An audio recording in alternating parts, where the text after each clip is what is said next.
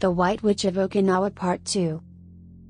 One evening Mama-san asked me to come visit with her alone.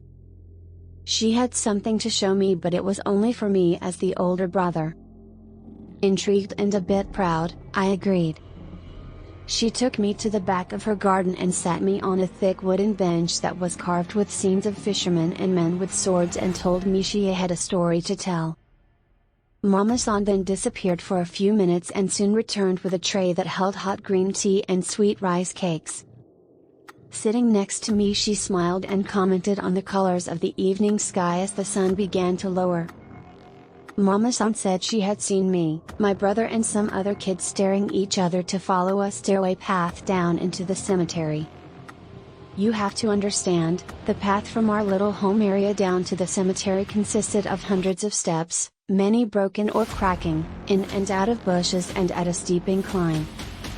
It would be dangerous for anyone, but the real test was seeing how long we could take walking through the crypts at night. Mama-san wanted to explain why that was a bad idea. Many years ago, during the war, Americans were thought to be devils. Monsters that would murder innocent citizens for no reason other than to kill. That fear was the product of wartime propaganda used to encourage young men to military service and farmers to fight alongside them.